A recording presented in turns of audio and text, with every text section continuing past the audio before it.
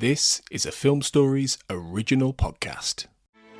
Grand Canyon University's RN to BSN online degree program makes earning your bachelor's in nursing possible. Balance online coursework with local in-person clinicals to position yourself for potential leadership opportunities in the time you have from wherever you are, leaving room for what matters. Achieve your goals with your personalized plan and team behind you. Find your purpose at Grand Canyon University. Visit gcu.edu. We made this.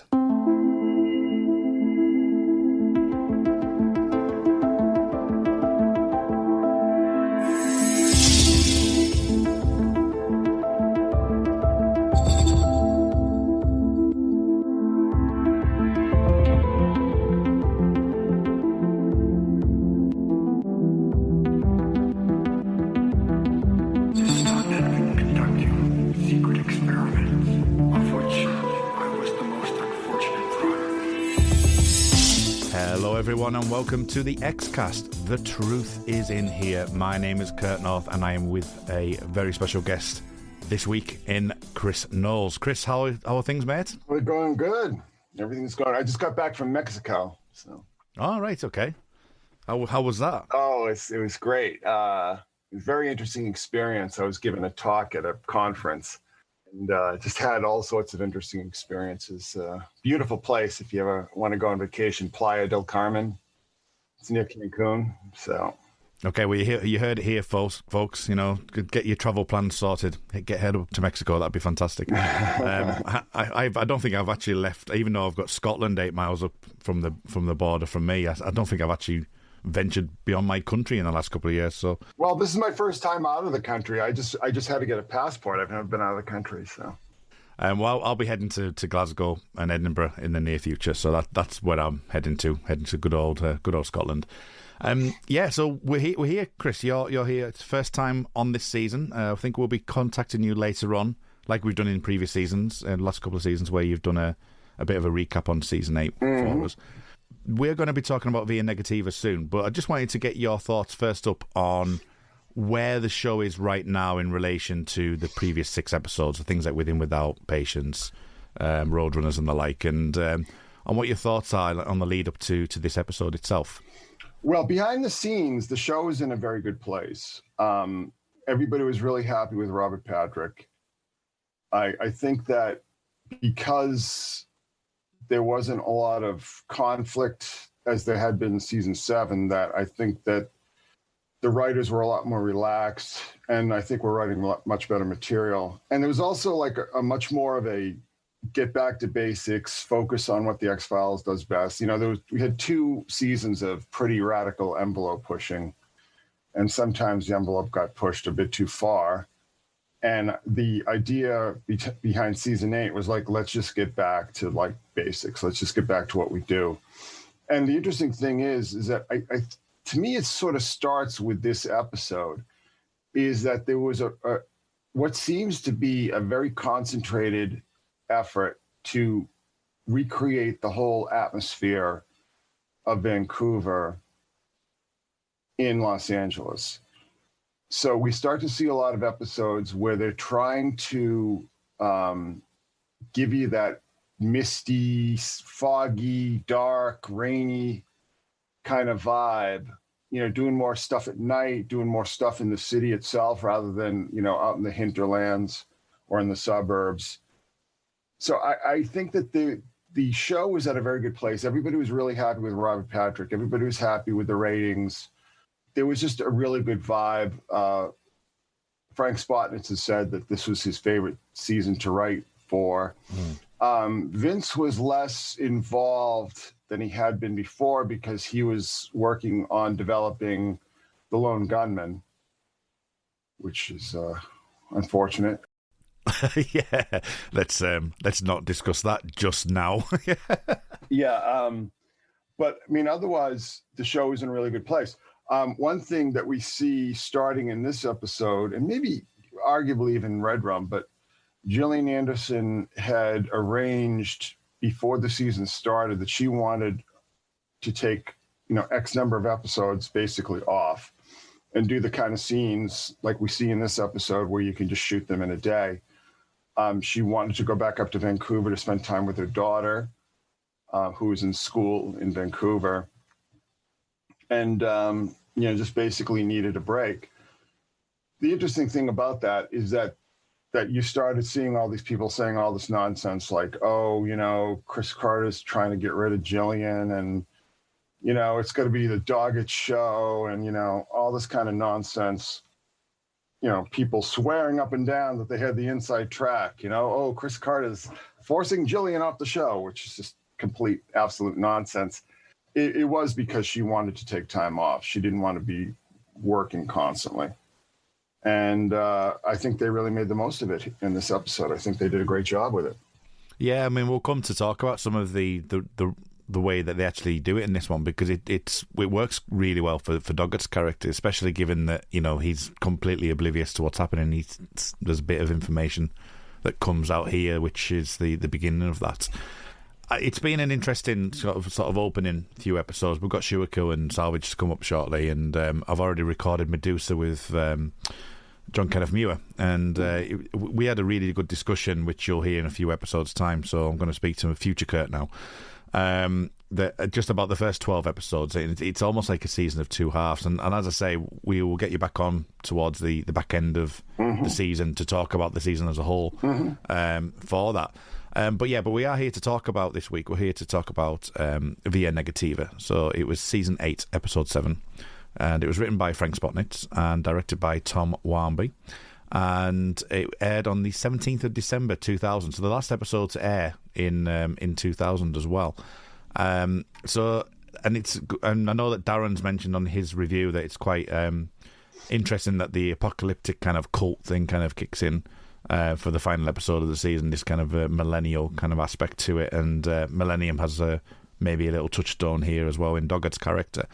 But before we do that, just general thoughts on the episode and usual thing of ratings out of 10. So where'd you put this in the ether of season 8, and what would you rate it out of 10? Oh, I think it's probably the best standalone of the season. Yeah. I would give it a 9. I'm not exactly sure. I mean, I didn't go peek at IMDb and see what everyone else was grading it, but I think this is a real solid, back to basics, old school, scary X-Files, which is interesting too because it doesn't have Mulder or Scully in it, So they really, I think it kind of shows that if things had worked out differently, I think the show could have continued. I know that Frank had said they wanted to sort of phase out the alien stuff and go more towards a supernatural kind of deal. And I would imagine that maybe a lot of the kind of ideas that they were discussing in house showed up on Supernatural, as did this actor who we can talk about, who plays Tippett. But I think this is just real solid, craftsmanship. And the thing that I really admire about season 8 is that they weren't trying to reinvent the wheel constantly. So they really just got down to solid craftsmanship, like constructing solid stories, telling solid stories, really doing it seamlessly. And, you see the production values, I just think are really fantastic. But again, they're trying to give it that gritty sort of misty Vancouver look too. So I just think across the board, this is just a very, very successful episode. Yeah, I would agree. I think from when I watched this the first time round back in 2001 to maybe 2002 over in the UK, that this was a particular highlight for me. I've mentioned before, and I'll probably mention again, that the fact that Terminator T-1000 was coming to the X-Files was a particular great thing for me. It was like, yes, fanboying over that really, and the character came out that was Doggett, that I was already a Frank Black fan, so there was that kind of feeling that this was a character that I was going to like, and obviously this being his solo one, but also having the surreal aspects of it as well. That I really love these two episodes back to back, the Red Rum and Via Negativa back to back, because they're just the top tier episodes for me in season 8. And I've said all along that season 8 is one of my favourite seasons. So it's for a lot of reasons this does tick the box, and it's memorable. I think that's one of the things for me. it's got standout moments. You say about the kind of the look that they, and we talked about in season 7 about Brand X trying to get back to that look. Mm-hmm.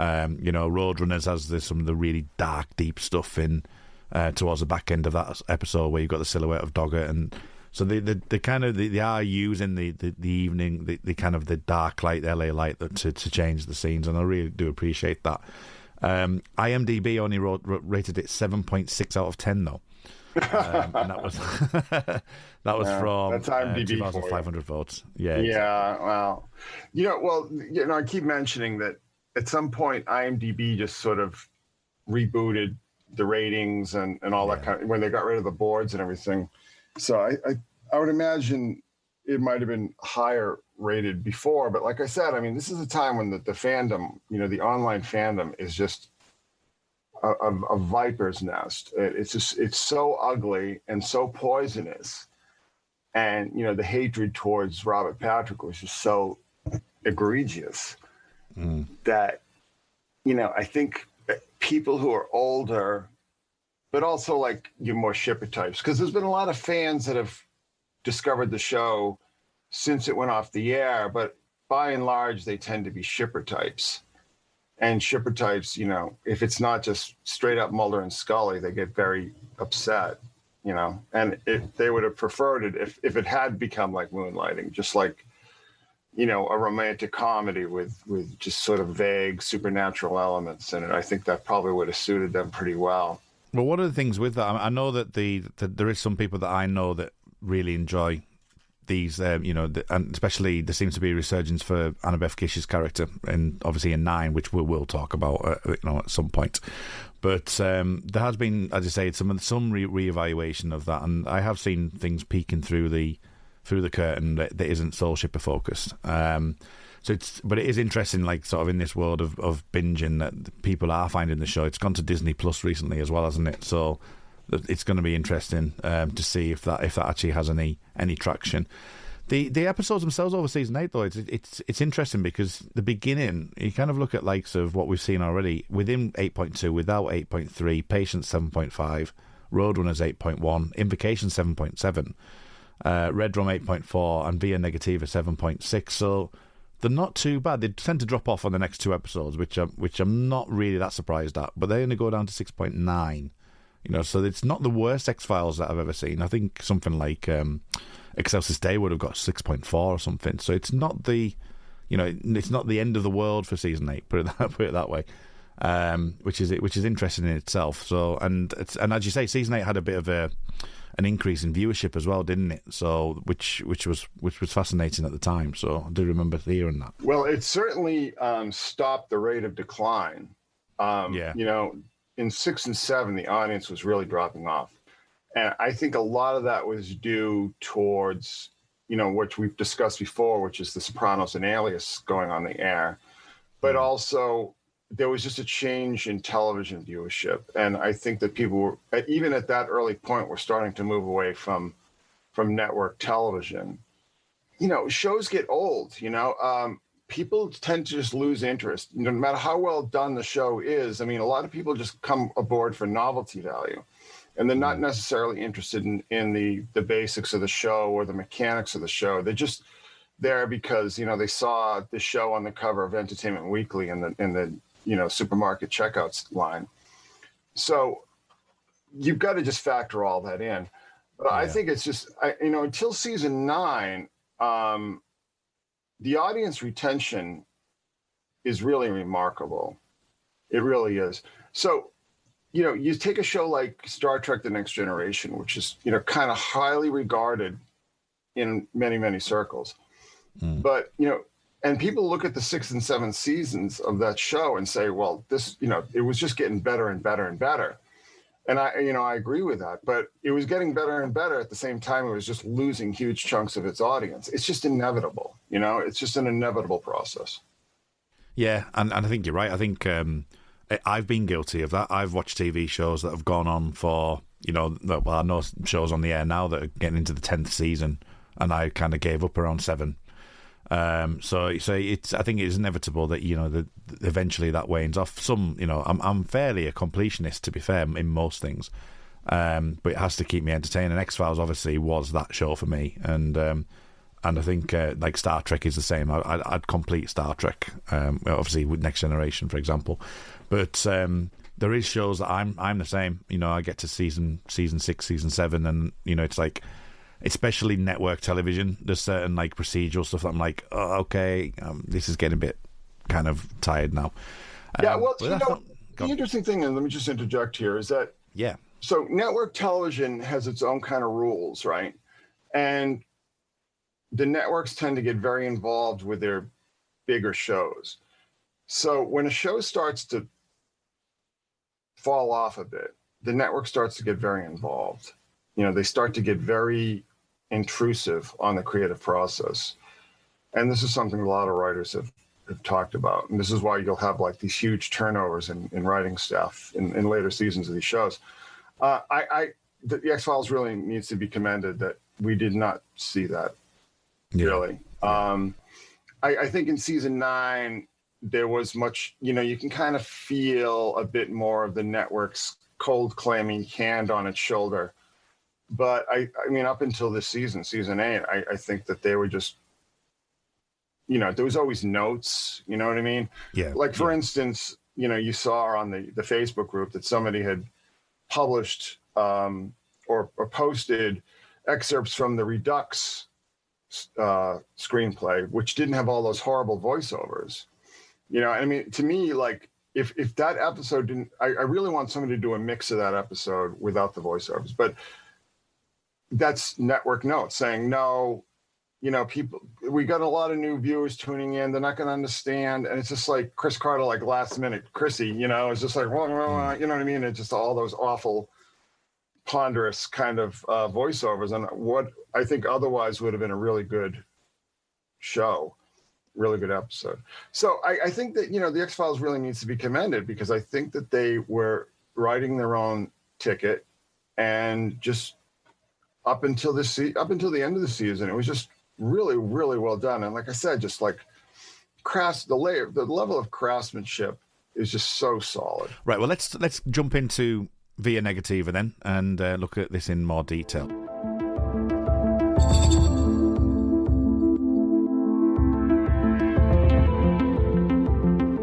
Okay, so this episode sees Scully undergoing some tests at the hospital while Skinner and Doggett investigate what looks like to be a cult massacre. It's called Via Negativa, and the actual, I quickly Wikipedia'd the actual lines for this. It's a philosophical approach to theology which asserts that no finite concepts or attributes can be adequately used of God, but in negative terms, or otherwise negative path. The first part of this, I thought I'd just kind of like go in a few little segments first before we actually delve into some of the deeper stuff. And part of it is what you just mentioned at the top of the hour with regards to Scully not being in this episode much. And it's, for me, the interesting thing with this, considering where we've been over the last few episodes, we've had, as I say, Roadrunners, where Doggett, you know, pretty much saves Scully. You've got the within without stuff with Mulder, and this episode is very much, I mean, even to the point where pretty much at the beginning of this episode, you've got Doggett in a car and we're driving third person behind him as if we're following him, which I thought was really well done there. I thought that was a really nice touch. But it's Doggett's view on Scully over this episode, because towards the beginning of this episode, when he finds out he's on the case and she says she's not coming with him, to the point where he says he gets quite angry that she's taking personal time and there's 22 murders at this point, to right at the end where he actually does see her in the hospital, and right towards the end he's like saying, do you need more time? And I thought that was a nice little thing that was threaded through this episode. What did you make to that? And as I said, you mentioned about Gillian being away for this one. I think it really helps this episode as being a vehicle for Robert Patrick in this, and also the fact that it gives them a little bit of an arc like that as well.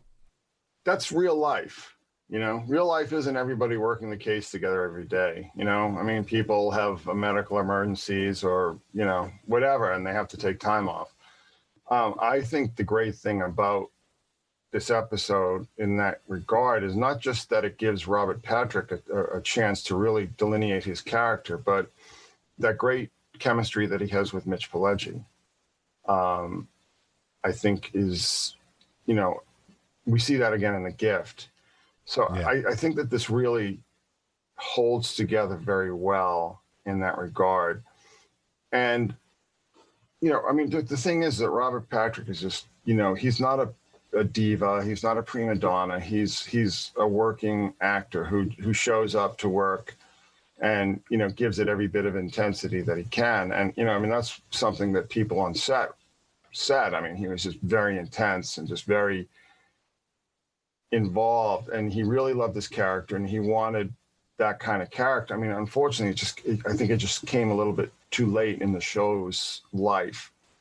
But this episode, I can't say that it was deliberately crafted to develop his character in that way, but it does just by virtue of the fact that he's working on a case that he has no concept of, that he has no context for.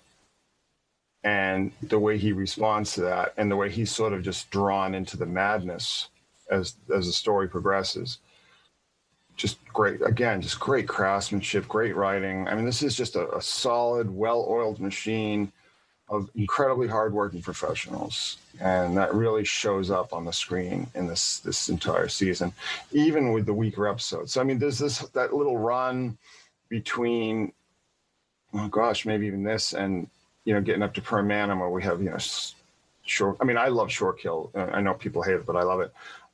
Salvage and Badla and, The Gift and Medusa and all this kind of stuff. And it tends to just, what the X-Files would do before is that they'd sprinkle all the, the B, the second-hand, the second-rate scripts throughout the season. And they sort of concentrated them in a little block there because they were setting everything up for just becoming basically a serial for the second half of the season. So, in that regard, I think that, it probably would have been better spread out. Like, you want your Jeffrey Bell scripts to just sort of like be scattered and not like in a little block like that. So, yeah, I think for Duggett's character, I've mentioned a few times in the episodes, and I'd say because we recorded it slightly out of order, that some people might hear this, might not. But what I like about Duggett's character in the first part of the season is just how much and he does it a lot in this episode as well, where he'll want to get to the truth of the matter in the way that from an investigative point of view. And I think this one really highlights that towards the end of the episode, where he's like, but we haven't solved the case. We haven't done this. We haven't done that. Why are you saying it's all okay? Or like with Gunman section, where he actually says about the fact that he might want to get more drugs because he wants to carry on killing. And it's the fact that I think the lone gunmen even say at that point, don't they? They actually turn around and say, what, you believe that? And he says, no, but Tippett does. And it's a very different viewpoint to where you'd have Scully batting against Mulder. But what I really like right through the first 12 episodes of this season is the way that they do that with Doggett, that it's more a case of like, he's your procedural cop that wants to get the job done and do it efficiently. And the way they do that, especially in like the Shield Kill and Salvage, which is coming up, where Scully will say something, he quite bluntly is like, what you're talking about? I just want to find the murderer. And I really like that dynamic because it's not trying to replicate stuff, it's keeping it the same. And I think in Via Negativa, especially with those things I mentioned, like the gunman stuff, and as you say, the alignment with, we can talk about this in a second, the alignment with Skinner being kind of like the Mulder-esque kind of person seen through, and you've got the introduction of scenes that are very X-Files like, things like the PowerPoint in the office, the lone gunman being around just slightly off kilter, going into the FBI office and stuff like that. I find that really fascinating that they're able to do that and just have this different shade of non-believer, but still have him have agency as well. Well, it's good that you bring that up because so Doggett and then Scully earlier serve a very important role in the storytelling. Now, people would always be like, even people within the production, including, the stars would be like, Scully really she can't get away with being a credible skeptic anymore because she's just seeing too much. She can't just like jerk her knee at everything. Chris Carter was always adamant, no, that she has to serve this role. So we see in this season that she's just, she starts to move more towards Mulder's point of view because Doggett is just so solidly fixed and just like, no. But see, what I think Chris Carter understood, which I think a lot of fans didn't, and maybe a lot of other people as well, is that Scully and Doggett provide the point of view of the audience. So the audience is coming in and they're just like, I don't believe in, this Freddy Krueger on mushrooms kind of deal. This doesn't make any sense to me. Like Freddy Krueger on acid, like what's going on? I mean, I don't believe in Batmen or man-bats or, people living their lives backwards, and all this kind of stuff. So you need a character who's just like, come on, give me a break. You need that kind of character because they're providing the point of view of the audience. Now, the interesting thing is that if you really pay attention to the X-Files, everything is always ambiguous. Like, it's always like, is this really happening? Or is this just the point of view of this character or another? And to really test that with Doggett, to really put him through his paces. And, we can talk about what I think this is really about in a bit. But I think it's just very effective storytelling. And I think that's why the X-Files retained such a huge portion of its audience in defiance of the patterns of older shows. But also, I think Doggett was really important because he appealed to men in the audience, that he appealed to the male viewers who are interested in like the police procedural aspect of the show, but also some of the other stuff. And I think that, the show was very much playing to the female audience in 6 and 7. It was very much playing, with all the shipper stuff and all the rest of it. I think it was, very deliberately sort of targeting, but sort of neglecting the fact that the show had an audience. And again, I mean, I keep saying this, but it really needs to be said, is that the online aspect of the fandom, it had a very distorting effect on the show. The online fans, first of all, are an extremely small portion of the show's fan base. I mean, we're talking at most 10,000 people. And yep. Pretty much it was actually lower than that during the show's run because all the weirdos had chased all the normies off. So I think that the fan base, they have this megaphone and they definitely have the ear of people at Fox and people like Chris Carter.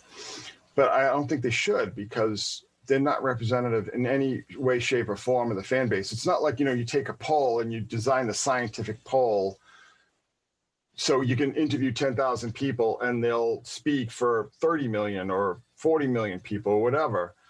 It's not the case in this. I mean, you have a self-selecting, very small section of the audience that is not representative of the audience as a whole. And I think that, again, I think that what we saw in 6 and 7 was maybe them just getting a little too carried away with trying to appease that audience. And in the end result, you can never appease that audience because they'll always just move the goalposts on you. So what about the actual case itself then? Because there's 22 deaths that happen, and we've got these visceral body horror scenes where you've got them all lying on the beds, and the axes to the third eye, which will later become apparent, and it's kind of like this millennial, as I mentioned at the top of the hour with what Darren had put on his review. This kind of like the Apocrypha kind of stuff that's going on. We've only just had Millennium finish recently at this point as well, which didn't make it to 2000 unfortunately. So we've had a year off of Millennium, and And the likes of like the 1997 Heaven's Gate gets mentioned here, and I think Jonestown is mentioned at some point. So these kind of cult things. I mean, I remember having a discussion with Sarah Blair going back into The Field Where I Died when we covered that back in season 4, talking about all these cults and David Koresh's of the world and things. But it's interesting that they do bring it back here for this episode and make use of the cult, but do have a bit of a spin and a bit of a twist on it, really. I think it's more representative of the 90s, those kind of storylines. The cult, cults are always there, but they weren't quite as newsworthy and prominent as they had been in the rest of the 90s. Now, the interesting thing about it is that I think the cult aspect of the series sort of shows up first in Red Museum, right? And Red Museum, with the whole walk-ins and stuff, is based on a cult we sort of see incarnations of it. So it's based on a cult called the Solar Temple, which was this French-Canadian cult that had these really horrific mass suicides. And there were a lot of, this figures more, you see more of this in like season 9, and maybe season 8. But it's there. But it really starts with the Red Museum, which is really based on a real life cult. But there's also aspects of other cults. The Red Museum is sort of remind me of like the Osho cult up in, Rajneeshpuram up in Oregon during the 80s when they were in this big battle with the locals, and like the sort of crazy woman who was running the show for this guru, basically decided to like spray local salad bars with botulism. And it was like the first biological weapons attack on American soil. So, there was a lot of this really to draw upon. I think Carter was always like really super interested in this stuff because, like you said, we see the cults in, the Church of the Seven Stars, and then with Josephus, and then Absalom. There are all these sort of incarnations. It's almost like they're the same cult, but they're just going through these different iterations, Yeah, it's like generic X-Files cult, and then you change the dressing, and it's just...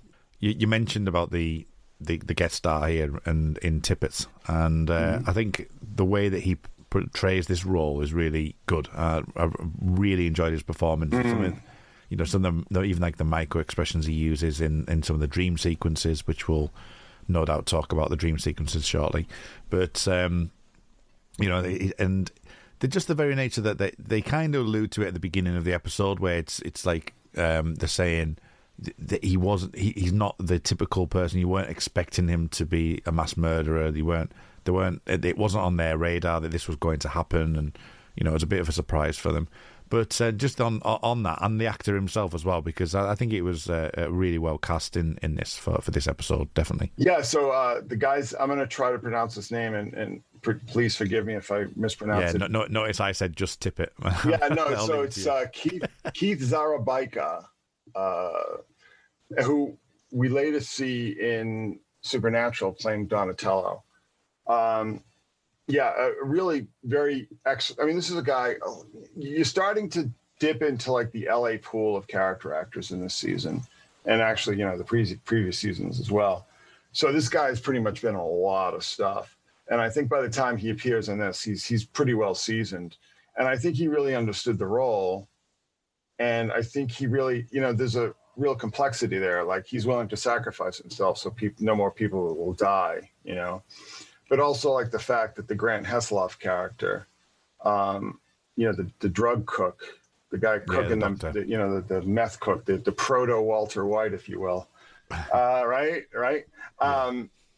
He's more to blame, because his manufacture, whatever drugs he was creating, sort of opens that door. And, Tippett is, I think, in my viewing of the show, is kind of horrified by what's happening. We have that phone call and stuff. So, I think it's very well rendered, very well acted. I'm not super crazy about like how they sort of lift the whole Twin Peaks riffs in one of those dream sequences, but the backward. You're talking about the backward speech. Yeah. They're paying tribute to the master. You know, I mean, X-Files was so heavily influenced by Twin Peaks. It's not even funny. But you know, the other thing that I find really interesting too is that so we know that our fearless leader Tony's big thing is Pusher, right? Yeah. And it was funny. I don't know if you guys discussed this, but it just occurred to me when I was watching Sleepless. It's like, well, this is just basically the same idea. You know what I mean? And then we sort of see a variation on this episode, right? So it's just like people who can enter your mind. You know, it's basically mind control, but it's not government mind control. It's somebody who can control your mind. You know, and obviously Pusher takes a lot of its inspiration from Firestarter. So, or for that matter, Obi-Wan Kenobi. These are not the droids you're looking for. Anyway, so the Jedi mind tricks, right? So, I mean, I think that it kind of shows what the writers were interested in, like the kind of themes that we see pop up over and over again in different iterations, because there's a whole range of paranormal story ideas they could have covered, but they didn't, because they weren't really interested in that. You know, I mean, yeah, even like the original comic book series, you know, there were a lot of sort of ideas that they dealt with in stories in those comic books that it almost like, well, why didn't the X-Files itself do this kind of storyline? Because I think Chris Carter in particular has a certain set of sort of fixations and obsessions. And I think, you know, this kind of idea is very prominent among them. You know, I mean, obviously, you know, I mean, Howard Gordon writes Sleepless and Vince writes Pusher and stuff. I mean, you know, Chris is the one okaying these scripts. You know, he's the one choosing these ideas. I mean, he's got probably hundreds of script ideas, you know, being pitched from writers and freelancers and stuff. So, I mean, this is what he wants to go with. So, I mean, we also see this over and again and again. And also we see it all the way up to the very last episode, because William is basically got this Pusher, but also Tippett, right? Because he enters Scully's dreams, right? So, you know, very clearly, I think, reflects Chris and probably Frank's preoccupations. Do you think it's like, because as I say with the preoccupations, do you think it's things like, say, Frank Black, for example, who's got the, you know, the vision of stuff? You know, I know we've talked about that on The Time Is Now, but the general concept of like seeing into the mind of somebody, or like understanding that and understanding the mind. I know you've talked a lot about like the field trip and things like that, but this is just a slight variation on that as well, isn't it? It's kind of like sort of just it's almost like a spectrum of the same thing, but just done slightly differently in different places. Yes, it is. But the thing is, and I've talked about this with Carl, is that so you can look at the X-Files in like the way everybody looks at it and just sort of face value. But if you start to take into consideration the whole idea of point of view storytelling, and then go back and watch the very first two episodes, the pilot and Deep Throat, where are the aliens? We don't see any aliens. You know what I mean? Like we don't even have any indication that there are aliens. For, you know, all we see is the military. All we see is like local authorities, you know, so to me, what I believe, and I think is sort of made explicit in this particular episode, is that we see this whole idea throughout the series, from the very first opening teaser to the very, very end, that we're looking at, you know, a government program that folds in, you know, mind control and eugenics and, you know, human experimentation and all these kind of things, that if you start to plug that into the entire series, you're like, oh, wait a minute, what am I actually watching here? And I think that's just absolutely fascinating. And you mentioned the lone gunman, that scene with the lone gunman in the basement, and it's like they just come out and say it. It's like, this is MK Ultra, this is government mind control programs, drug research, drug experimentation on innocent people. I mean, this stuff is all very real and all very well documented, and I can't help but wonder if that was Chris Carter's mindset all along. Because, like I said, if you just go back to the very earliest episodes, I mean, even things like Dwayne Barry and Ascension and stuff, is this actually happening? Is Dwayne Barry actually encountering aliens? Or is this, his mind is so fried that that's what they program into him? And of course, we also see this spelled out right there, plain as day, in Jose Chung. So you really have to wonder what they're really trying to say. I mean, the whole idea that this government experimentation, mind control, and what they're called MILABs, military abductions, were really behind, this whole wave of hysteria about alien abduction back in the 80s and 90s.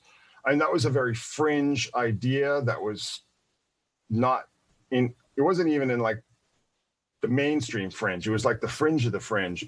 And I think that if you really watch this entire series in that context, and you understand how Chris Carter's mind works, I think that's really what he was kind of latching on to from day one. Because like I said, I mean, we don't see aliens. And we talk about episodes like, I mean, I consider Eve to be a mythology episode. I know a lot of people don't. But to me, it's all part of the mythology. It's all part of like this whole program. And I think that super soldier sort of stuff comes into play in that on Eve, doesn't it? So yes, and I think in this episode, you remember the whole idea of like that. This episode again is like so much sleepless in this episode, right? Because like they think this stuff is happening to them, and then it physically manifests itself. We saw the exact same thing in Sleepless, but we also saw the same thing in Sound of Snow in Millennium. So it's really, really, really, really interesting that we see these through lines throughout, Chris Carter's entire thinking, because I think it really points to what he was really getting at, and that the whole alien thing, like we see in Redux and we also see in My Struggle 1, is all just a cover. It's a cover story for human experimentation being done by the military. I mean, you can even include likes of Exegesis in season 3 of Millennium as well, that second episode, which obviously deals with a lot of MK Ultra. I know we discussed that at the time when we covered that episode. And also good, the very last episode, that whole thing, all that, when they're talking about programming the serial killer, and like when I watched that episode, I was like, oh, well, that's really what the Millennium Group was about. It's like they're programming serial killers as a way to accrue power, because they create the problem, they come in with a solution, and that gives them influence and power within the government. So, and I think that, the fact that, Chip Johannesson and Ken Horton went there, and again, this like very fringe idea is like, these guys knew this stuff. They were not messing around. Yeah. And, you couldn't get away with that in a non-sci-fi kind of context. What about you? You mentioned about the fact that this comes into play, especially in Sleepless, for example. But the actual belief, so the fact that the characters themselves, I mean, obviously it's more of an abstract discussion to have rather than actually you can take it as, they believe that they've got an axe wound to the head and they have an axe wound to the head. But a lot of it is about the belief and what the brain can do, isn't it? A lot of that is actually to do with that, and I think that this episode sort of just contemplates that in a little bit. And I know there's a discussion to have with likes of Orison at the end of this episode where, Tippett had died and Doggett had asked the question about, where did that come from? Is that within me or did it come from elsewhere? Mm-hmm. Very similar to the way that Orison happens with the Scully kind of thing with regards to that episode. So I think there's two questions in that. The first of like this sheer belief that you can, I think the word is cognitive dissonance, where you can actually believe something, and even though right in your head it's completely wrong, or most people can see it's completely wrong, but you just completely and utterly believe it. I think there's there's a little story in there. But obviously, as I say, about this kind of Orison comparison as well. I mean, it's belief and the power of the mind is really strong, and I think moving on from that MK Ultra stuff, that I think there's a lot to delve into there as well, isn't there?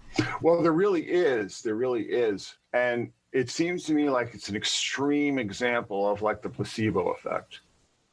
You know what I mean? Yeah. But there have been studies, certainly not to the extent that we see in Sleepless or in Via Negativa, but that people can be hypnotized into believing something is happening, and they can sort of start to show like physical manifestations of that activity. They can show physiologically an effect that was entirely imaginary, that was implanted in them by the hypnotist.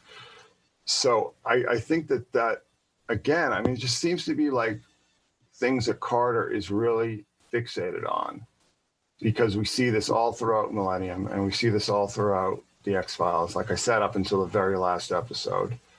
I mean, is William shape-shifting into Mulder, or does he just have the power to instill that illusion in people's minds, in the way that Pusher did, in the way that Pusher's sister did, in the way that,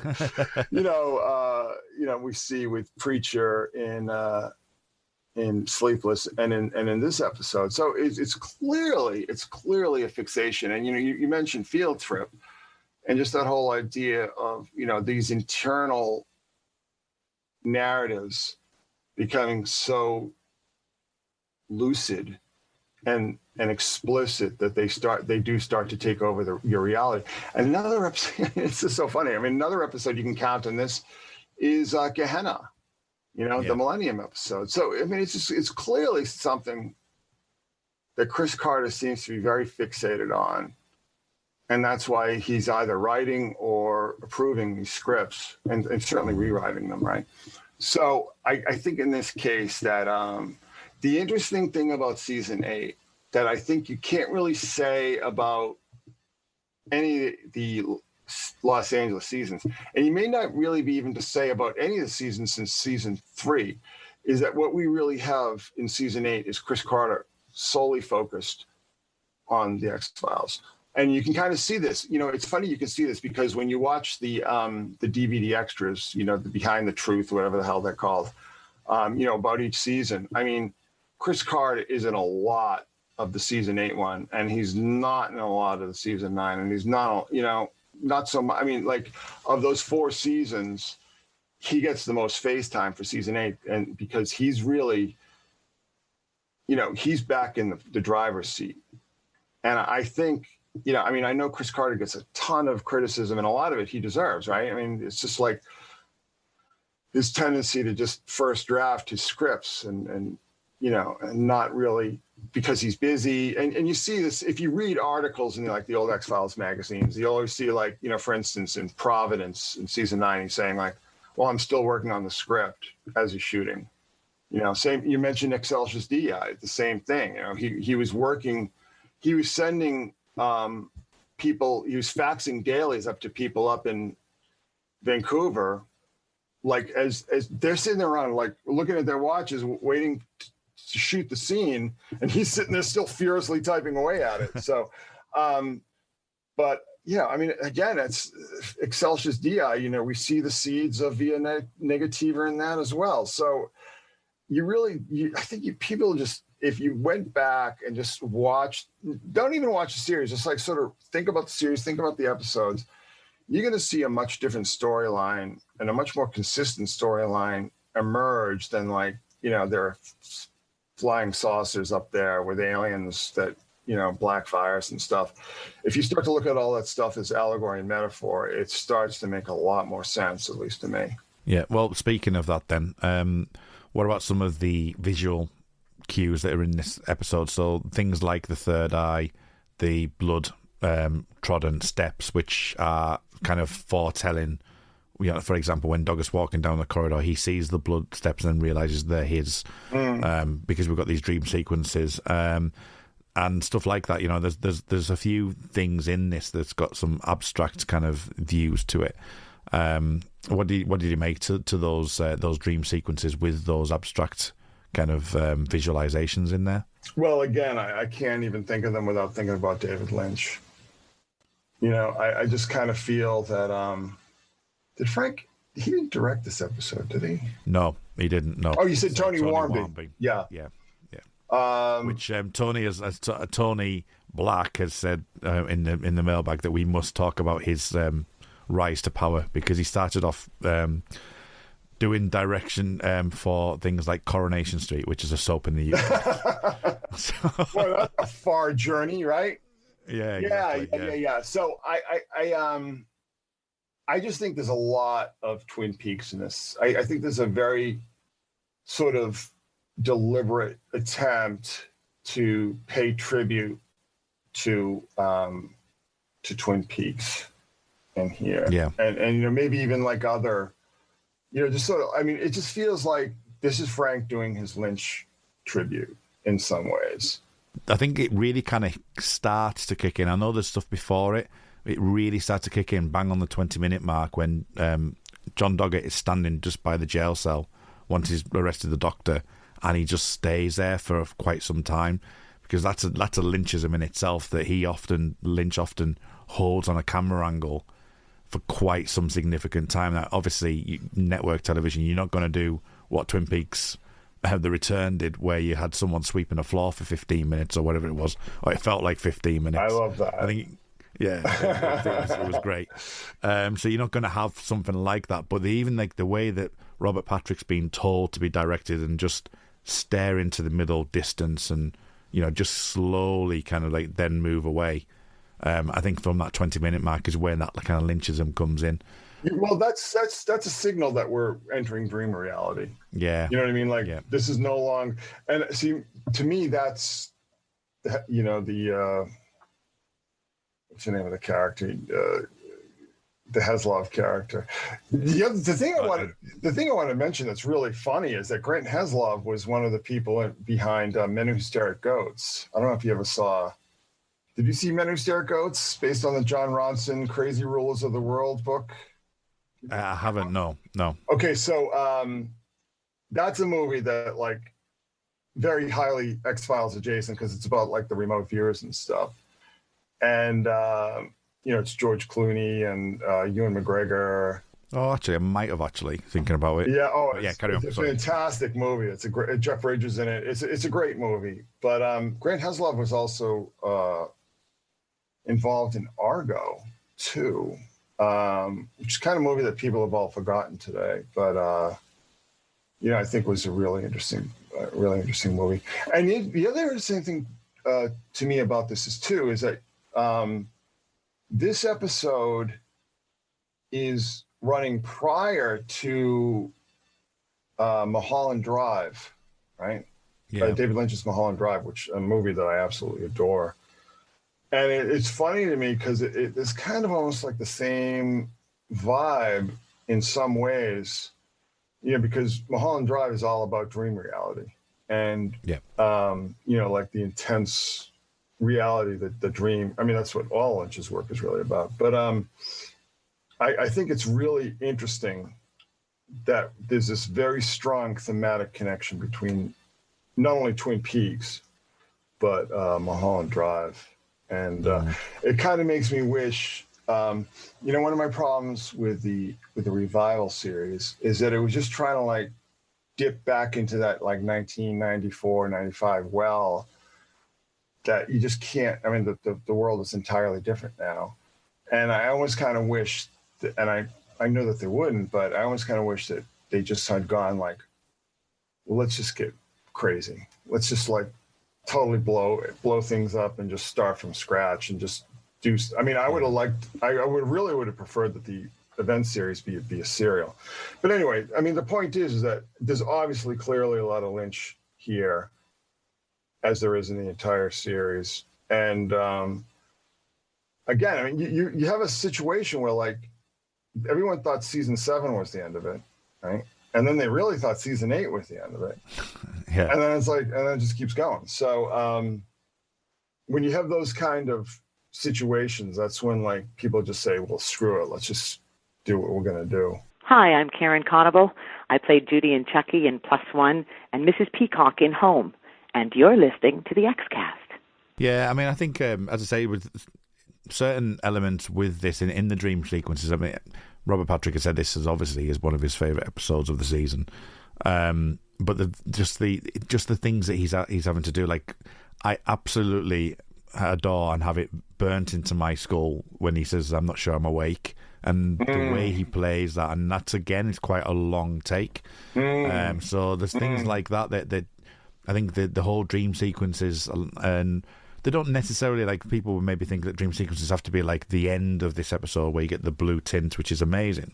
But it's things like the bit where he says, "I'm not sure I'm awake." It's the unnervingness of the way that the camera kind of holds on Robert Patrick, and the way that you can see him shaking and staring into the distance, and you know, and even like sort of the realization, because when you get past that 20-minute mark, like you say, it kind of goes into that dream world, and you're never quite sure on the first watch that you would have watched this. Like, for example, when Doggett was going to see the doctor in the actual jail cell with the rats, what exactly you're going to see there, and it's playing with that kind of, as you say, the point of view of where are we, who are we, and why are we here. So I like that. I like that through the back last 20 minutes of this episode, that it does that. It doesn't necessarily tell you where you are at any one time, and the unnervingness of those moments with John Doggett, you know, is a case in point. And obviously, when you do see obvious things that you see, like Scully's head, for example, is an interesting thing that he sees, and will play into the point later on.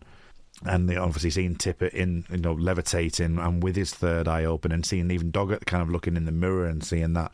But then we see a reflection of that, of him actually without the third eye. So there's loads of little things that you can pick up. And, you know, I'm not by any stretch of imagination saying that this is, it's not absolute pure Lynch, because it isn't. But you can totally tell that that's the take from this episode. Like you say, it's kind of like an homage to it more than anything else. But the scenes, as I say, with like sort of the way that Robert Patrick plays it, and the stuff that you do see within this, and even to the point where it's like Tippett is actually using, we'll talk about the actual director and the view of it shortly, but using Doggett in the way that actually he's psychoanalyzing him in some ways, because it's not about, you know, in that Twin Peaks moment where the speech is backwards, he's saying, "I'm not going to kill him, you are."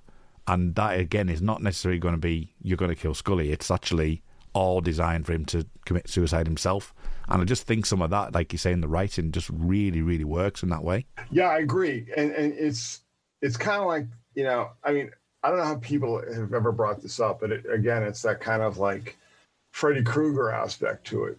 But to me, I think if you watch this episode and just like, the story is really about like, Doggett is drugged somehow. Somebody injects him with something, or doses his drinking water with something. I mean, just something along those lines. If you kind of look at it that way, then it takes on this whole different character. It's just like, oh, well, this whole thing, like somebody killed these people just with an axe. Right. I'll take a headcanon for you then, because he was trying to take the drug. The doctor was trying to take the drug when Doggett handcuffed him, so he could have got some on him there at that point. Oh yeah, there you go. So it's funny that, you know, at a point in this episode, it goes from a pretty straight up police procedural to being this dreamy, surreal, subjective narrative. And that's why, to me, it reminds me very much of that this is all playing out in Doggett's head after some point. And the scene when the lone gunmen show up and they're like, well, this is all MK Ultra, reminds me of one of my favorite films, Jacob's Ladder, when the drug chemist contacts him and says, well, this is all this, you know, this drug this horrific kind of hallucinogen that we were designing for Vietnam called the Ladder and all this kind of stuff. You know, I always kind of get the sense that, you know, this little exposition dump that you get from the gunman, and like, why would they be in the basement? You know, like how would it have gotten down there? Again, it's like these little kind of clues. You just have to start to wonder if there's a parallel narrative beneath the surface. Anyone following me on my previous conversation on Triangle, where I think the entire thing is a dream, including the FBI office, well, that is a Triangle connection. And yeah. Oh yeah, I think so too. Yeah, I think so too.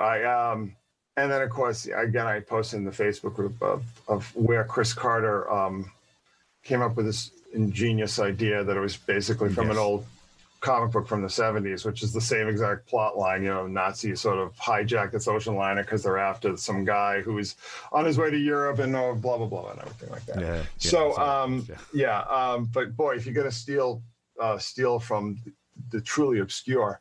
But you know, again, I mean, I just this story works on so many different levels, and you can read so much into it in so many different modes that to me is the hallmark of really good writing.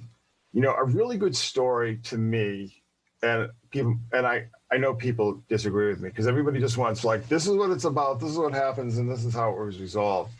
Yeah. I don't go for that. I want to just get thrown into the middle of terra incognita and then try to find my way out. And then maybe when I find my way out, I realize that I'm still in, you know, like that kind of thing. You know what I mean? It's like, I enjoy questions more than answers. Yeah. You know what I mean? I'm with you. The whole reason why I like things like Via Negativa, Triangle, you know, Twin Peaks, you know, stuff like that, you know, even like sort of like some of the concept stuff that, you know, which are the more the sci-fi stuff, is that, you know, and is that you don't need answers. I really focus on the questions and such, and just love the ride for that reason. So questions are always more fun.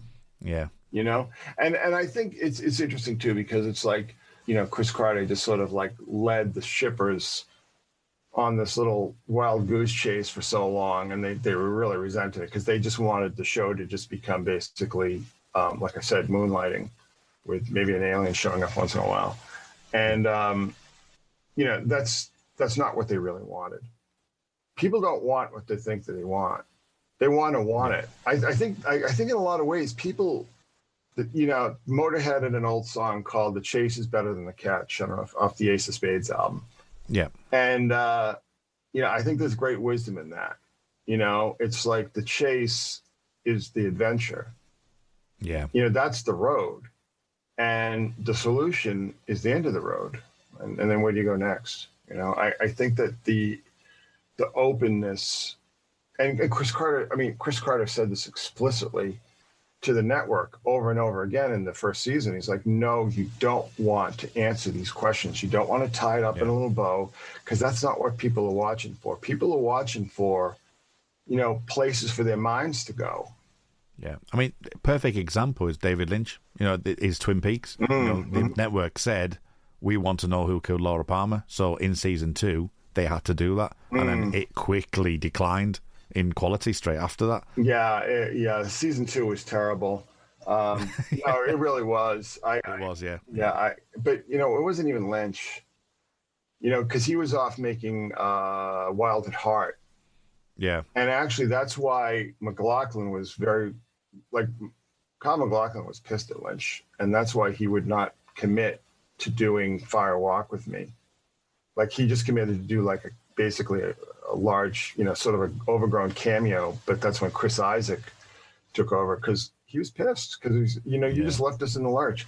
But that's just the nature of the beast with television.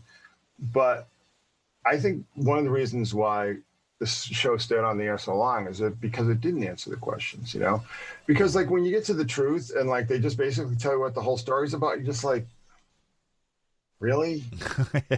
Yeah. You know what I mean? Like, yeah, so that's not what people want. People want to go on adventures of the imagination, in my estimation. Yeah.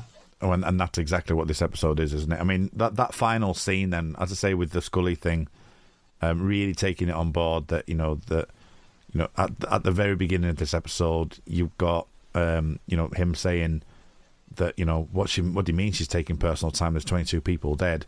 To this is like he physically sees, well, he surreally sees Scully's head in his hands, and then he gets given this axe because the axe is a motif that's right through this episode. It's alluded to, isn't it? I think it's like a Calcutta museum that this axe that they use to go into the depths of the plane of the soul is used. So rather than ascending, because this is the big thing about Via Negativa, it's all about this ascension, but it's actually delving into a deeper plane and a darker plane than they expected, and it wasn't what they wanted. Which that shows that that Frank really understood. Like, he probably saw this over and over again with people who sort of start poking around these realms. It's common as dirt for them to fall into that dark side. Maybe even more often than not. But another thing that I wanted to point out that I really appreciate about this episode, and I know a lot of people don't like the character, but I really like Kirsch in this, because Kirsch is like, he's anchoring you in like, okay, whatever. I'm just, the reality of bureaucratic organizations, but also just like, you kind of get the sense that like Kirsch is the kind of character, like, so when Skinner just starts talking about like, well, what if it really happened and everything, Kirsch is like, oh, the X-Files explanation. But I think I did find that funny. I do find that funny. Yes, exactly. And then I love that scene when it's like, with Skinner and Doggett on the hallway, or it's just like, if you're going to do that again, please let me know if you're going to just start talking nonsense. But, you kind of get the sense that like Kirsch almost kind of realizes that there is something to this, but he just doesn't want to deal with it because he just wants. Yeah, and it's funny because it's almost made explicit in the last episode with with he and Skinner. It's like, well, what if it isn't just fake news? It's like, I don't care whether it's true or not. Somebody else's problem. You know what I mean? And that's who Kirsch is. Kirsch is the voice of the bureaucracy. He's the voice of the authority that doesn't care about the truth. It just cares about keeping the machine running. Which is a nice nuance to what I was saying about Doggett before, and it's in that scene with Skinner and Doggett and Kirsch where, all Kirsch is bothered about is dotting the I's and crossing the T's. Mm-hmm. Yeah. Whereas Doggett is wanting similar, but he's wanting an actual conclusion to.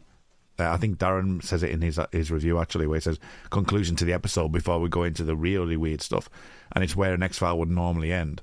But this idea that Doggett kind of like he's not in it just to like sort of dot the I's and cross the T's like Kirsch is. He's actually there to like get to the problem and arrest the right people and send the right people to justice.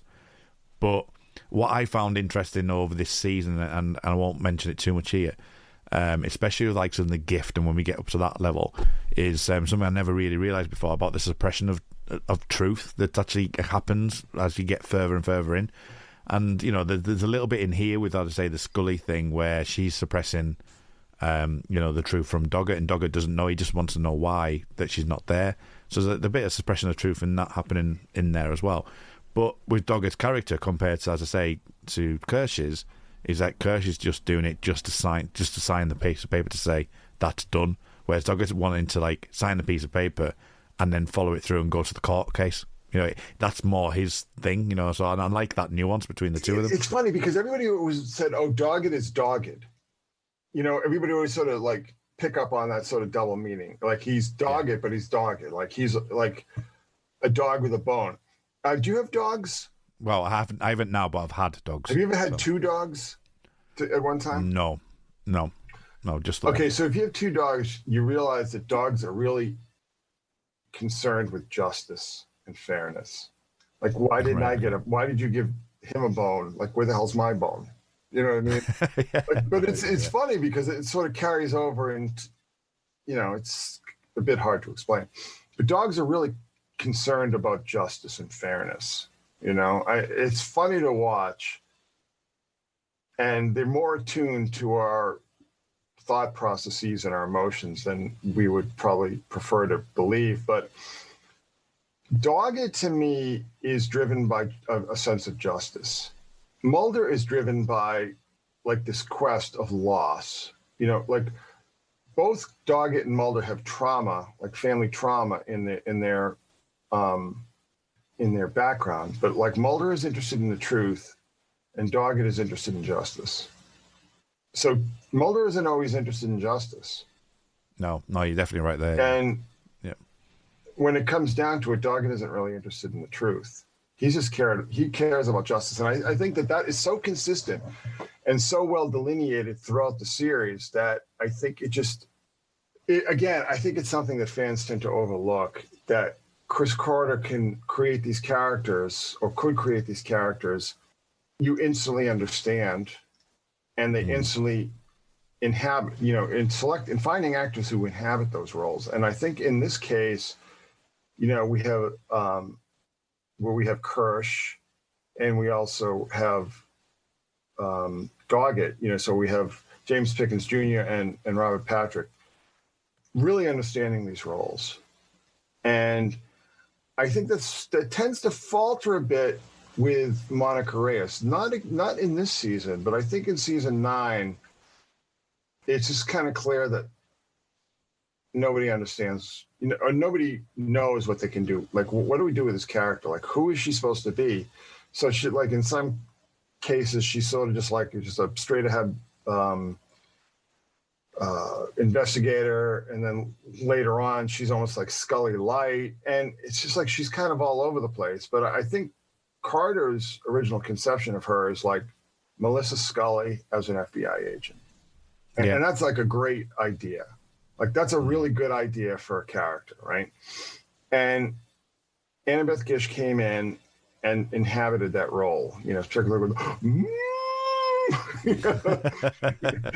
yeah, we will get there. Yeah, you know, so, you know, I think it was really effective in that. I mean, things had changed in so many different ways in season 9 that I don't think anybody really knew what to do with her character, even though I think they wrote some good episodes for her. 4D and Audrey Pauly specifically. I think it kind of falls short with like underneath, because like that whole storyline was really unnecessary. You know, that she was in, you know, I was just stupid. It was like stretching it a little too far. But anyway, you have this really well-oiled machine in this season.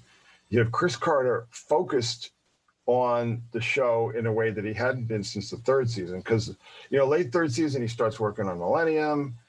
4th season he's kind of doing Millennium and X-Files and working on pre-production for the movie, and you know what I mean. And then 5th season he's sort of more fixated on like getting the movie thing over, you know, getting that whole thing launched.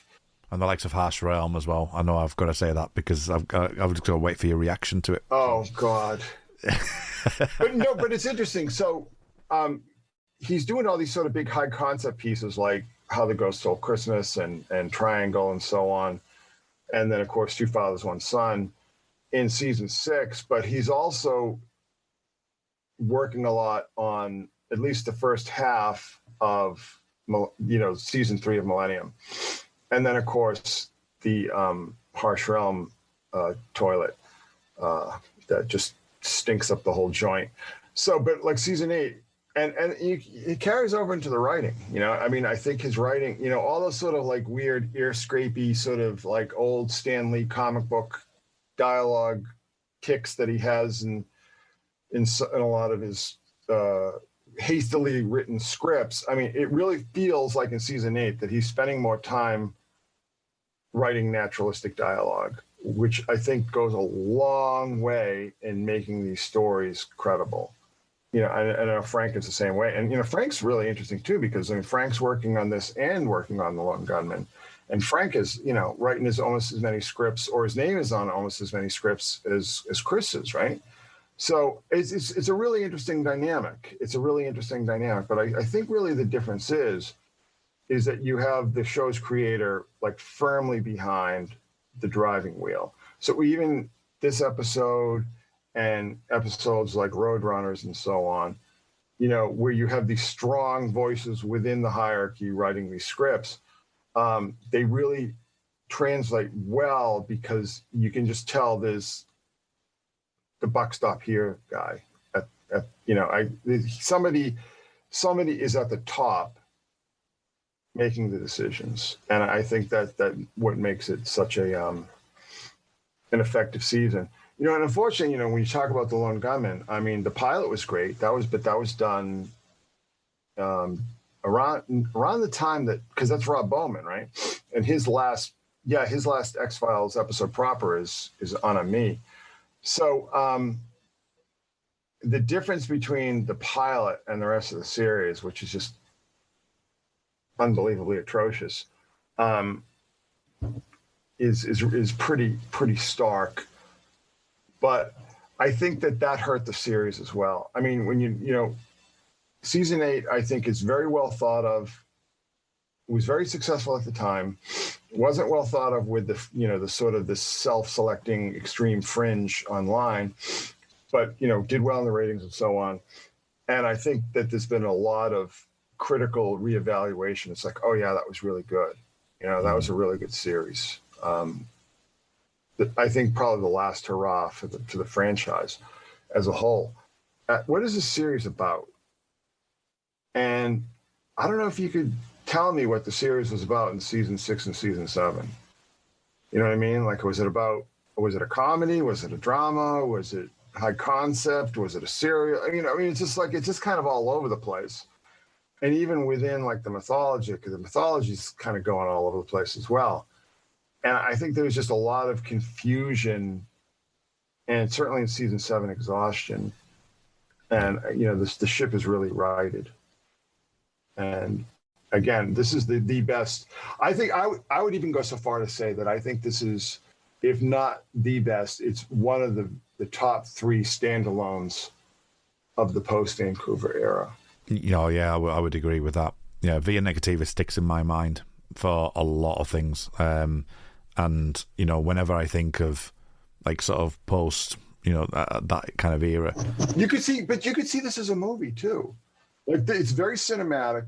It's like, do you remember when people used to go just to see movies that were like, I don't know, like James Patterson novels or something, just like, yeah. You know what I mean? Like, people would just go see a movie. The example I always use is Jagged Edge, with Glenn Close and Jeff Bridges. It's just like, people used to go see, and now all that stuff has moved to television, but you could see Via Negativa as like a feature film in the 70s, 80s, maybe even into the 90s. Yeah. Well, and even like sort of like the buddy cop thing that we'll get later in the season in Vienna.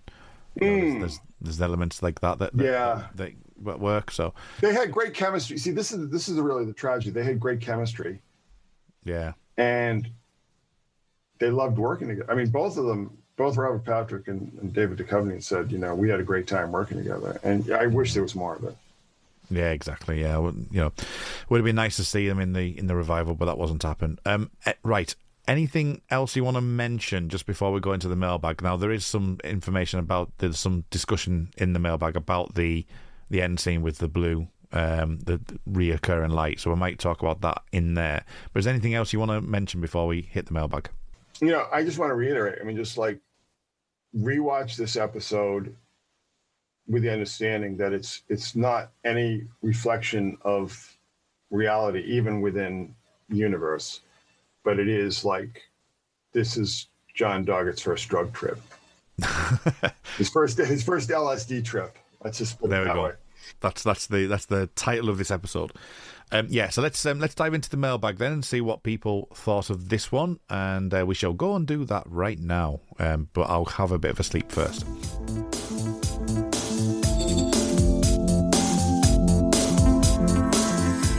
Okay, so Tony has been on, Tony Black, and he's going to share us a story, Chris. He's basically said, so here's a story I may or may not have told on the Xcast. In 2001, when I was studying drama at university, we staged a very avant-garde performance of The Little Mermaid at the Wolverhampton Grand Theatre. It was a different age. Anyway, I was in charge of lighting for this one, and having not long seen Via Negativa, specifically the super creepy Dogger Axe Scully scene, I decided to shamelessly borrow the brilliantly done blue fade in and out light effect for which the scene is in, which I think Ariel goes underwater. could not have been less related to the X-Files, but I loved the lighting choice so much, I wanted to steal it for the people of Wolverhampton. So basically, he's used an X-Files really dark, deep, and abstract and surreal scene, and he's put it into The Little Mermaid. I think it deserves a round of applause for that, if I'm being honest with you.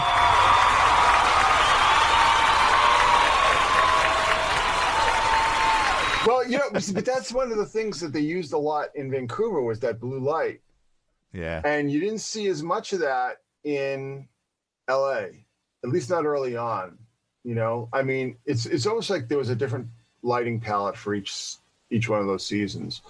But you really do see like an introduction to that. I mean, even though like when I think about season 8, I just think of like a lot of sort of burnt oranges and that kind of in that kind of palette. But like those kind of blue light scenes, I mean, that's directly going back to like any scene that you would see like this in Vancouver, particularly like, those misty alleyways or whatever. They would always be just like soaked in blue light. So I think, but they might have thought that was a little too 80s, because that's a very 80s move. Yeah. You know what I'm saying? You know what I mean? Like that blue light, and then maybe having like a secondary light source with like it's a real harsh pink, and then you sort of backlight. You know what I mean? You know what I'm talking about? Yeah. You can just picture like an episode of like Miami Vice or something. Yeah. Which Tony Warby worked on, ironically. So at least he did one episode of it. Yeah, I mean the thing that jumps out at me is obviously the Red Room in Twin Peaks. That there's kind of like that feel, that throbbing, slow moving in and out, and things like that. But obviously this is done in blue, and I think when I think of blue, I'm thinking more of maybe what you're saying, like Mulholland Drive. There's like the blue in Mulholland Drive, isn't there? So yeah, there sure is. Yeah, but that's interesting. He did say, P.S. But by the way, he's talking about the episode now. The episode is all right, bit weird for me, if I'm honest, but it was great to see Skinner and Doggett partner up. Yeah, I mean, we mentioned that as well, and I think a bit weird for me. He's recently just watched the Twin Peaks: The Return as well, so he has watched now Part 8. So, oh, Tony? Tony has, yeah. He didn't watch it like 5 years ago? Nope. Tell him on my 2 weeks ago at time of recording, I think he watched it. So maybe even last week. How can he be a film geek like he is and not have watched that already? Well, he's there. He's written a piece on it, so I'm advertising his piece. He recently wrote a piece on it and it's on his website as well. It's harder when you get older, though. You know what I mean? It is harder. Like I just recently saw The Joker, and I only saw it because I was sitting on a plane coming back from Mexico, and I loved it. But I tried watching Dune. I'm a big Dune fan. Well, I mean, I'm a Dune fan. I mean, not like a huge Dune obsessive, but I'm definitely a Dune fan. And I was moved to tears, not by the drama, but just by the incredible boredom and just indolence. It was just like, did they shoot everybody up with downers before they shot that movie? It was really disappointing. But anyway, So just tell Tony that. Shame on him. Shame. Yeah. Excellent. Heather Ben has said that the other day I was thinking that if David Lynch had directed this episode, it would have been wicked as fuck. It would have been weird as fuck as well, basically. Oh, that's that. Oh God, it's really a shame he never got a chance to direct an X-Files episode, because that would have just been off the hook. Yeah, that would have been phenomenal, wasn't it? Absolutely, yeah. You can imagine him. I can't think of what the episode is now, but it is in the first season when we find out. Is it the first season or the second season? It might be the second season when we actually find out who killed Laura Palmer. The way that that's done, I can imagine that being an X-File. The way that it was actually. I know it wasn't the best choice to do that, but to have like Leland do all of that stuff actually in the jail cell, I thought really worked well, and I can imagine an X-File being around that kind of ilk as such. That would have been great. Stephen Tom, not seen it for a while, and remember the general story arc not making a great deal of sense, but the atmosphere, sense of doom was really well done. It maybe give Doggett a proper induction on how dark and terrifying working on the X-Files could be. Someone mentioned David Lynch above, and it feels like some of the direction was directly lifted from Twin Peaks Red Room sequences, movements, talking backwards, lighting, etc., although it worked well in fairness. A good episode.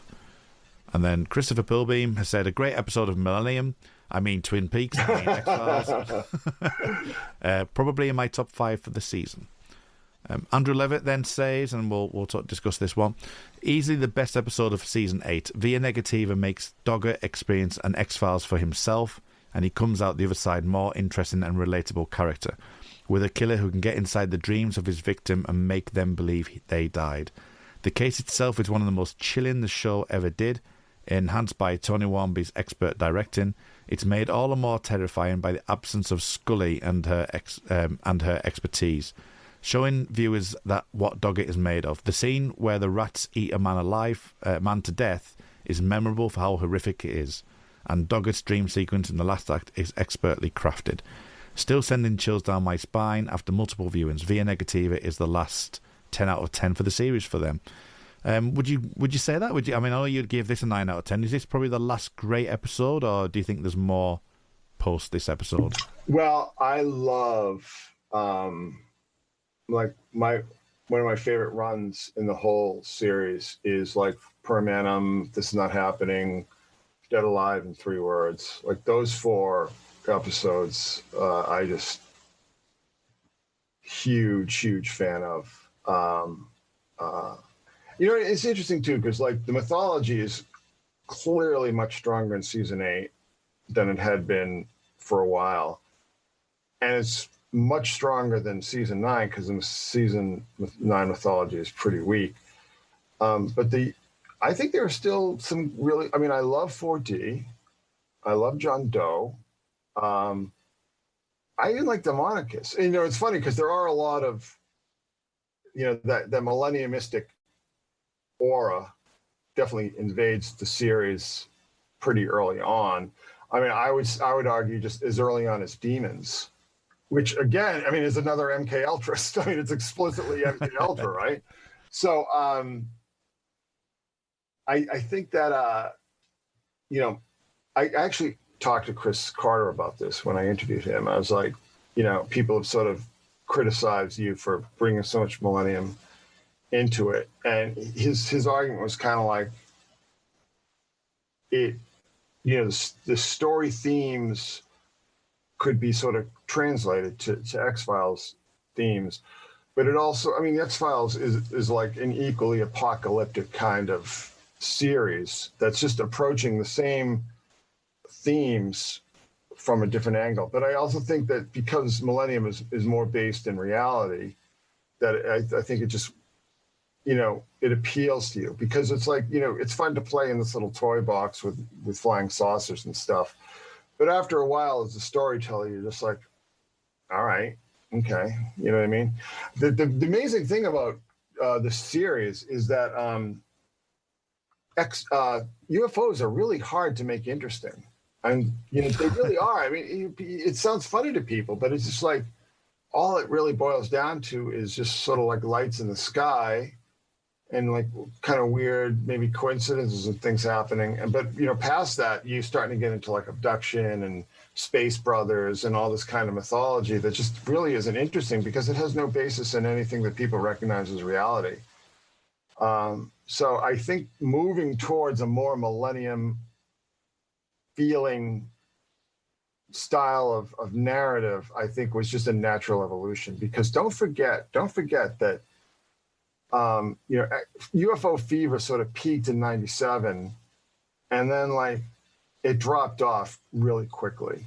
And by this time, it was just so weird to see UFO stories because it's just like UFOs are kind of over, I mean, UFOs are. I think well, having a bit of a loop on this episode, I think the Heaven's Gate, Halley's Comet thing kind of was probably quite a big factor in that as well, I think, because obviously that made things really real, didn't it? The fact that, these people who believed that they were going to be taken away on a mothership, and actually did commit suicide in the belief that did happen. I think that might have been part of the reason why things did start to change around that time. Well, I'll tell you another funny thing. We talked about 3 words. You're probably not familiar with this, but there was and this was 2016. It's pretty late. There was an ex-Marine who really played out that whole storyline, like trying to scale the White House fence, and then he like shot a bunch of he shot his pastor and some other people in his church, and they, he's like they're these like sex addicted Martian frogs and stuff. I mean, it was pretty weird, but it was straight out of the X-Files. But it reminded me, there's a book that came out by a bunch of British fans in the 90s, I think around the end of the fourth season or so. And they mentioned, like, they talked about Dwayne Barry. So they said, like, oh, it's just a matter of time before this happens in real life. And for all we know, it has. We just didn't, we didn't hear about it. But, sort of that crossover between this kind of storytelling and that kind of extreme behavior, like, it's a very thin wall between the two. It's not that far a trip from, like, obsessing on these kind of ideas to acting them out. Tony, this is when Tony says about this. He says, Andrew Levitt, I am doubtful, but hopeful that Kurt and Chris talk a bit about Warmby, because he moves from a career directing classic British telly like Coronation Street and Dempsey and Makepeace through to X-Files and stuff like Jag. It's fascinating to me, at least. Because I think, does he do some supernatural stuff as well? I think he did like 1 or 2 episodes, but this is his first X-Files episode. Yeah, because I think he does 6 or 7, doesn't he? Does he do 4D? I think he does 4D. Yes, he does do 4D. Oh, I think he was a excellent addition. You know what I mean? It's like he and Rod Hardy sort of came aboard at the same time, and they just really experienced professional, guys with a lot of experience on their belt, but not like sort of tired and worn out like some of the people they might have had in the first couple of seasons. Yeah. So, he Badla. I really like Badla. Yeah. But Badla's the same idea. I do like it. Badla it's the same. It's almost like the same story. It's like somebody who can, just not get into your mind, actually physically. Yeah, well, but he's also mind controlling people, is what I'm saying. Yeah, he is. Yeah. So stuff that he's also done. He did do 1 episode of Supernatural. Did an episode of Night Stalker. A bit of Crossing Jordan. 1 episode of Jordan, and a few episodes of Bones, and a couple of 7 episodes of Gossip Girl. So it's I think he became one of those people that would do 5 or 6 episodes in a particular TV show, I think. So. And as you say, with the 7 that he's done in X-Files history, I think there's only really nothing important happened today too that's particularly derided. I mean, Trust No One's in there. I like that, actually.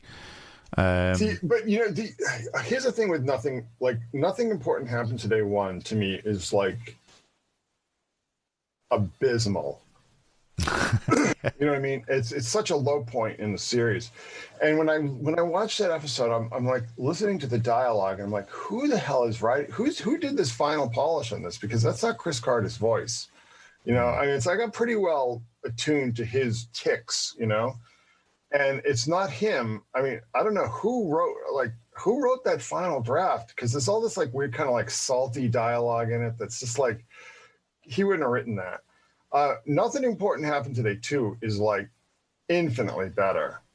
Yeah. And you can really hear like sort of Carter's voice a little bit more strongly. But these are all like really, to me, like solid episodes. It ranges from like excellent to solid. 4D to me is phenomenal. I love that. Yeah. I Trust No One. Some of the dialogue is a bit cringy, but the way the story plays out, I think, is really well. And let me just say, it's got Terry O'Quinn in as well, hasn't it? So I mean, that already straight away gives it a bonus. Yeah, and then plus, Scully trying to like, pick up some like, little bit of side action in that episode. We can talk about that when you inevitably get me to talk about that episode next week, which will probably be like 2032 or something. But anyway, no, I mean, these are all like really solid episodes, and I'm impressed that he did Dead Alive in 3 words back to back. Because those are just all of these episodes, ironically, for a TV guy, are very cinematic, which really fascinates me, because these are really very filmic. And that's another thing that I really appreciated about season 8 is that season 7 just comes across as television. You know, season 6, you have you even have episodes like Trevor, which is a pretty flimsy story, but the direction is phenomenal. It's very cinematic. Yeah, I covered that episode, and I found that really fascinating, Trevor, because it was one I kind of reappraised, and I think a lot of it is to do with the way that it's actually done. So very well, excellent guest cast. Just really, really, really. What was it? John Deal, who played Pinker. Just really solid all around. But season 7 just felt and looked like television. It did not look cinematic to me in any way, shape, or form. I can't think of like a cinematic sort of set piece in any of those episodes. And, you know, like I said, in season 8, from the jump, I mean, like literally from the first episode, it's very widescreen. And I think that carries forward. And to me, that, you know, I don't have much to say about Tony Warren because I'm not British, so I never watched any of those things that he did. But I'm just very impressed that a guy whose entire career was television could be so cinematic. No, it definitely comes across, and this episode is a case in point. We've got 2 more from the mailbag. So Cortlan Waters Bartley says, I always remember this episode as probably the scariest, in brackets for me, episode of season 8. In particular, last sequence is really a standout scene, I think. It's great to see Doggett sort of thrown into the deep end with the X-Files more or less on his own. There are also some great scenes with Skinner and the gunman. One thing I will mention about Skinner, which always, it doesn't bug me, I actually quite like it as a quirk, is when they go and see Dr. Boranis's, when they go to the house, or the place where he's doing the lab. Andre Barmanis, that's his name. Barmanis, yeah, Andre Barmanis, yeah. Is that when they show the badges, Doggett shows the badges and Skinner's is upside down. Just a little guff there. I don't know why, I've always enjoyed watching that scene. But I think the scariest thing, I think that especially given, like, there is a lot of body horror through this whole entire season, but especially, like, you know, up to, like, Per Manum is a perfect example. But the body horror that's in this stuff like Medusa and all that kind of thing, you know, even like Roadrunners and stuff like that. And this one again is a scary episode. It's and again it kind of goes that Millennium thing, but the kind of the dark body horror of season 8 kind of goes back to what you were saying before, wasn't it, about going back to basics, but also they're going back to basic horror tropes as well, which is fascinating. Yes, and again, this is all very deliberate, and it's funny that this is thought of as like a science fiction show, that when I think in aggregate an argument could be made that it's much more of a horror show than a science fiction show. And the body horror stuff was in the series from the very beginning, I would argue. You know, the funny thing is with me, and I don't know, because I'm older or because, like, when I was a kid, we had a grindhouse, you know, a local grindhouse that would play like every crappy slasher movie. And there's never anything to do, like, on a Friday, Saturday night. So I'd go see all these movies, like Don't Go in the House, and, you know, Don't Answer the Phone, and Don't Eat Your Supper, and Don't Do This, and whatever. I mean, all these just really dumb movies with, like, teenagers having sex were all murdered because they're all written by, like, guys who, like, didn't have sex in high school and are really resentful about it. But, like, it doesn't scare me anymore. Like, the episodes that scare me are, like, Pine Bluff Variant. Right, yeah. Wet Wired. Episodes that just seem like, oh, well, either this can happen or it really is happening. Like, that to me is frightening. You know what I mean? Yeah. I'm not scared by monsters. I'm not scared by vampires and you know, all this other stuff. It's just, I don't know if it's just because I'm older or it's because, like I said, I just I burnt my brain out on just much too much of this stuff when I was a kid. But I appreciate the vibe and the mood of horror, but I'm not necessarily scared by it, because I'm only scared by things that I think could really happen. It's just that for me, I'm in a similar ilk that I think that probably the scariest thing that I've seen in relation to horror is something like The Thing, but the 1982 one. But I'm definitely more into my psychological horror, when it becomes more of the mind and more of like what could be happening, and not necessarily seeing stuff on screen and actually making your mind actually work for it. And things like, to say, the Pine Blood Fair is one of my favorite episodes.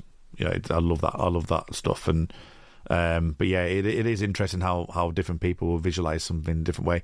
And I suppose the surreal dream aspect from what Cortland's saying there is an interesting case in point, because it's not like necessarily like a Roadrunners where it's just like visual body horror. This is more like, again, this psychological aspect. And Via Negativa never kind of worried me in that way, but I can totally see the way that could get into someone's psyche, that you're envisioning yourself in your dreams. And I very rarely dream. I've actually started, recently did some binaural like sort of stuff where before I go to bed.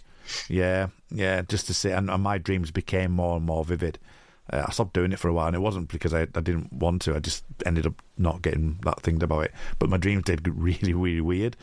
But just having that idea that something can invade your dreams, I think is an interesting, interesting concept to be scared by.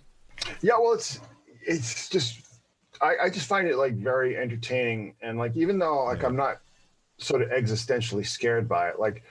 I don't know if I brought this up on this podcast before, like, but like if you're going to ask me like what did scare you, like I remember that one of the scariest things I've ever seen in a movie was in Training Day. Did you ever see Training Day? Training Day, Washington, yeah. With Denzel Washington and Ethan Hawke, and like when Denzel Washington sort of sets Ethan Hawke up in this like to just basically get killed by these drug dealers. That whole thing just scared the hell out of me because it just felt so real. And, I would even argue that, like, to me, Millennium was a lot scarier than the X-Files was, and particularly episodes like Gehenna, which I think have a lot of, so there's a lot of ideas in Gehenna that show up here. You know what I mean? But that episode scared the crap out of me. And I remember, I've said this on your show before. It's like my wife was just like, after that episode, she's just like, forget it. I'm not watching this crap. This is just like, I can't handle this. And, there are a lot of episodes of Millennium that when I first watched them, I was just like, oh man, this is, because it's just too real. Yeah. You know what I mean? Yeah, definitely. And I think obviously season 1, especially for that. So we've got one more, mailbag from Paige Sector. It's good to see Paige, a fellow Millennium fan as well. Paige, she appeared on the time. A Jersey girl. It's like 20. I've never met her in person. She lives like 20 minutes down the highway from me. So. Oh, okay. I have met her in person, and I live 4,000 miles away. Well, that's even less excuse for me. An episode that genuinely makes you feel fear. There aren't a lot that make the hair on my neck stand up, maybe a handful over the run of the series. This is definitely one of those. I remember dozing off during one viewing and waking up at the creepiest part. I felt as disorientated as Doggett did, and I flash upon whatever I see it, and I flash upon it whenever I see it again. So she's got a vivid memory of falling asleep and waking up at the wrong time. But that's the final note on this one. As I said earlier, you'll be coming back like you've done in last season and the season before to talk about season 8 as a whole, and we'll do that towards the end of the season so we can delve into some of the stuff like your favourite run, like I say, the Permanum up to that point, Fianan, and Essence and Existence and all that kind of thing, which we'll talk about at the end of this season 8 run. But until next time, or until they hear that, what are you up to at the moment, Chris? I know you've been working hard on books and all that kind of thing, and your blog and stuff. So, well, I'll tell you, I'm glad you asked, because right now I'm working on a book, sort of collecting my comic book stuff, like stuff I did for Comic Book Artist magazine and various stuff like that. I want to put a collection of that stuff together, also with some art. But I'm still really trying to hammer like an X-Files book together. But I want it to be like just completely different than all the other X-Files books that are out there. Yeah. And there are just so many. It's a daunting task. And I don't have any expectations about, sales or anything like that. I'm doing it because I just have to do it. I have to get it out there. And I hope I can get to that this year, but it's just, it's kind of just like one thing after another. So we'll see. We'll see how it goes. But anyway, so just I'll hopefully by the next time I'm on, the book that I'm currently working on will be done, and we can maybe just touch on that a little. Okay.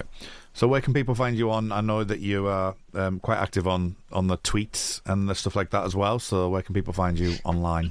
Just go to my blog, secretsun.blogspot.com. Okay, as usual, you can find me on Twitter at rmuldrake. That's RMULDRAKE. You'll find all of my podcasts that I'm currently on, because I'm on a few, if I'm being honest. So I've recently done some podcasting with Tony and Matt Latham on Yellow Jackets, which is one of our new favourite shows, which is on Showtime, and it's been on Sky over here in the UK. So we've recently just wrapped up the 10-episode coverage, episode by episode, and there's some specials coming out soon as well, which Matt has been organising. And you can find that on Twitter at Yellow Jacket Pod. Other podcasts that I've been on, which, as I say, will be in my Twitter, in my blurb on Twitter, is a Red Dwarf podcast. I've got the Star Trek Picard podcast, which we're currently doing. Will have just finished by the time this airs, or a few weeks had since gone for that. But you can find that on the Make It So podcast. So there's a few things that I'm on that you can look at, but have a look on that on Twitter at rmuldrake. We aren't just discussing the X-Files, as I say. There's Yellow Jackets, there's Red Dwarf, there's music podcasts, there's all kinds of shows on the network. So you'll get a taste of that in the clips that you'll hear next. You've had me for 2 weeks on the bounce, but next week you're going to have Annie and Russ talking Sure Kill. So that'll be fascinating to listen to that. As I say, Sure Kill and Salvage are two interesting episodes in the run that we've briefly touched upon with Chris there. But until next time, remember to everyone to trust no one. Elsewhere on We Made This. TARDIS Crew, a Doctor Who podcast. Half of your audience punches the air and goes, yeah, he's going to do it. And the other half goes, that pretentious moron. I'm going to go with Ghostlight. It has to be Ghostlight is the episode of the Cartmel McCoy era that most embodies absolutely everything that I love about this era to death. Yeah, it's a big story, and it's a bit of a decisive one as well. Yeah, is it brilliant? Is it pretentious? Is it both? I think that's what I love about Ghostlight. Does it make any sense? That's the question. I genuinely did not expect that answer. So I thought you were just gonna be really normie and go Remembrance or Fenric or something, and then I hear Ghostlight. I'm like, yeah, okay. Yeah. I mean, it's certainly probably the most unique story of the era. Pick a disc. From a sort of Japanese perspective, he has sort of what you would consider in America as almost like an Old West vibe. It's not, one-to-one, because Old West is kind of hokey, but it's all of these musical styles like enka and piano jazz, piano bar, piano lounge jazz, that are sort of reminiscent of gangsters or old-timey Yakuza or old politician types. And so it kind of evokes that vibe. And if you watch any amount of Japanese film that wants to be overt about, its characters, you'll kind of see those themes reappearing.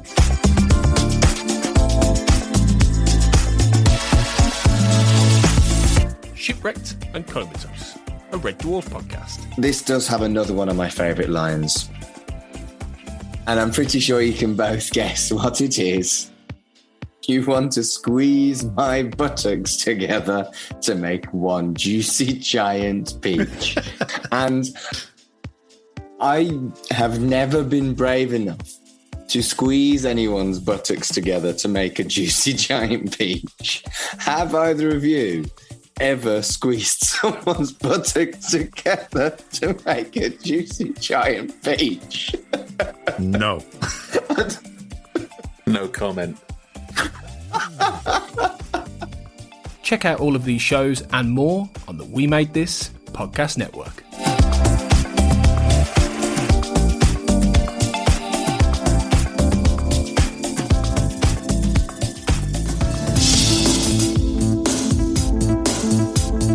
The Xcast, an X-Files podcast, was created by Tony Black and is produced and hosted by Carl Sweeney, Sarah Blair and Kurt North. You can find the podcast on Twitter at the X_cast, on Facebook by typing in the Xcast, and in our group, X-Files Basement, the Xcast podcast fan group, and on Instagram at the Xcast pod. Don't forget, you can support the show by becoming a member on Patreon. Our patrons get early access to episodes, behind-the-scenes chats with our hosts and a thriving community of X-Files, and other premium interviews and specials. To find out more and subscribe, you can go to patreon.com/thexcast. That's patreon.com/thexcast. We are also part of the We Made This podcast network, full of popular culture shows, including our Millennium series, The Time Is Now. You can find all of our shows at our website, wemadethispod.com, or via Twitter at wemadethispod. Thanks for listening and keep watching the skies.